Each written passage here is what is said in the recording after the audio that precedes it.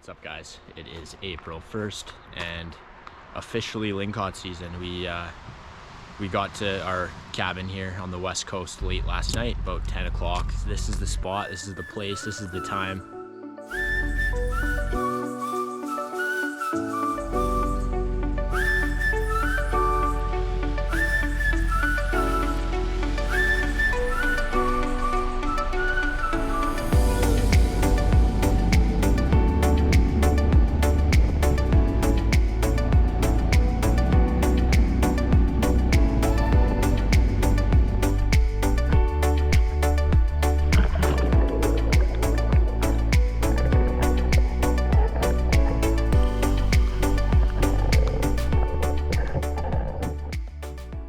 Well, first dive of the day.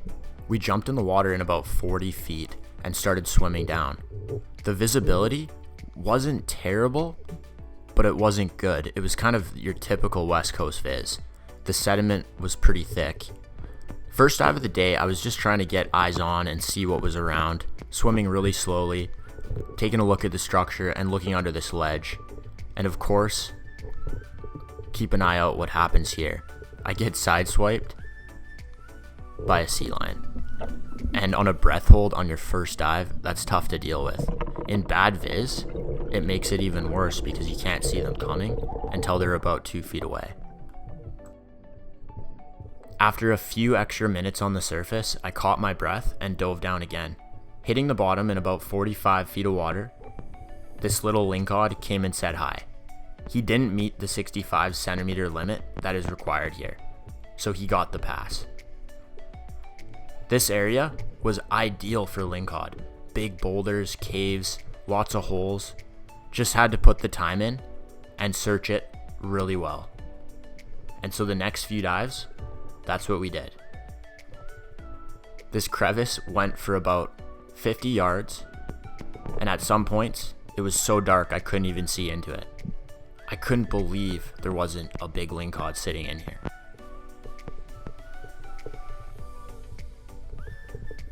I even went down a few times because I was absolutely convinced I was going to shoot a fish in there.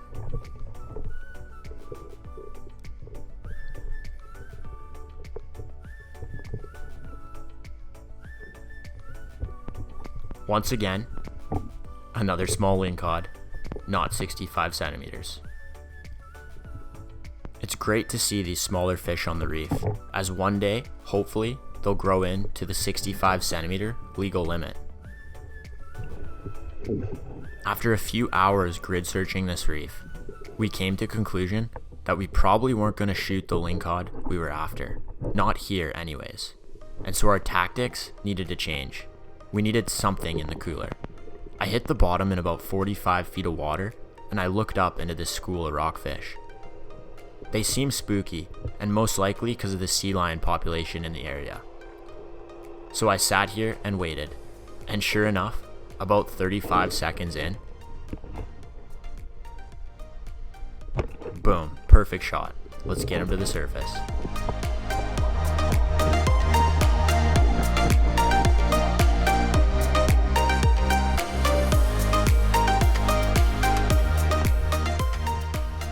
I quickly went back down, positioned myself behind the same rock, and looked up into the school.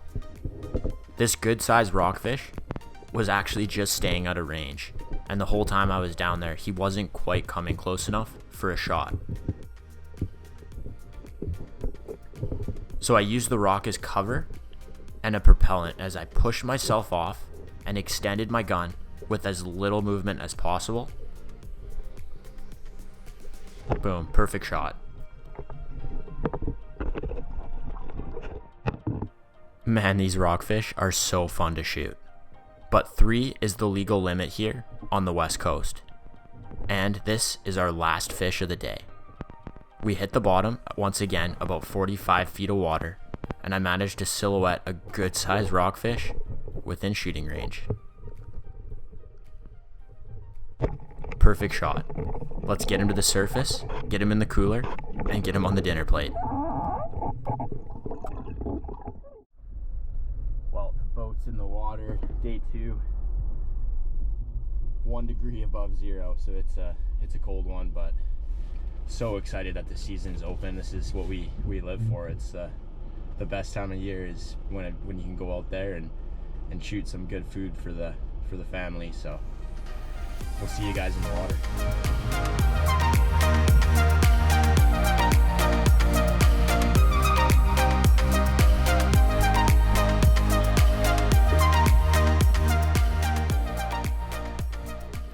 Even though the day was darker, the water was slightly more clear. It was a little better viz at depth. The first dive of the day, we dove the same spot we ended yesterday, looking in the same holes. And sure enough, the first hole I looked in, there was a good sized fish, a good sized lingcod, but I couldn't quite tell if he was legal. The way he was sitting, I just couldn't tell. So I gave him a little poke to try to spook him around the rock.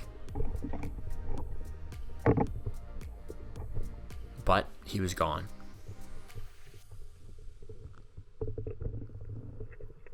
Day 2 consisted of much of the same.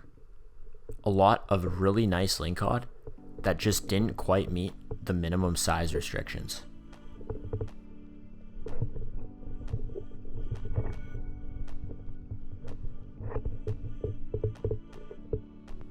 This Puget Sound king crab was a pretty cool sight to see.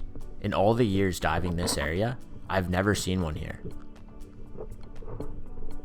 Hopefully this female keeps growing the population down here. As the day went on, the currents changed, and so did the visibility, as anything below 15 meters was just a mess, and hard to make anything out past a few feet. At this moment, I knew hunting for lingcod was a complete write-off. But that's alright, you can't win them all. And last year, we lucked out. This year, we didn't, but that's life. So, back to the boat, and let's go spearfish some rockcod. This was my last dive of the day, and probably my most exciting. I hit the bottom and tried to shelter behind some seaweed just on the edge of a drop-off, hoping the fish would come in to investigate. And sure enough, that's exactly what they did.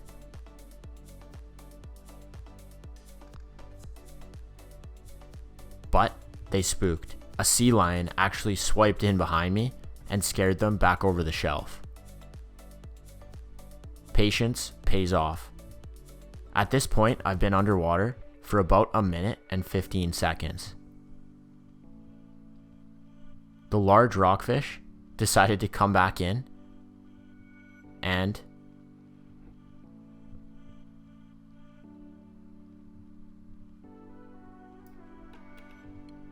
perfect shot. Let's get him to the surface.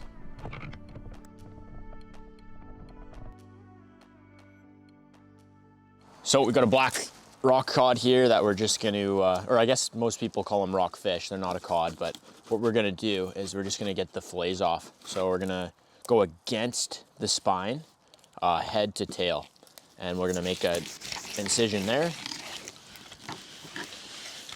Angle the blade along the back of the spine, and this knife is brand new sharp, so it just glides across the back like that, which is real easy.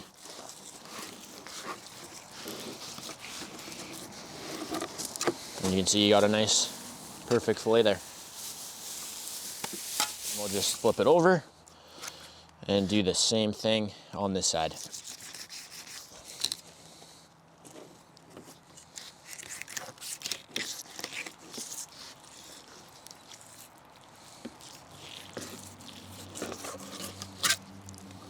Nice.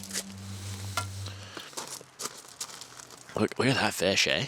This is a fish that Nick caught last cast on the line, and they're pretty popular in our area. It's a cabezon, beautiful colors. They taste absolutely delicious, and they're actually pretty popular to spear as well. I've seen a few really good ones over the years, but I haven't actually ever speared one. So it's cool to see one in person that Nick caught. That's awesome.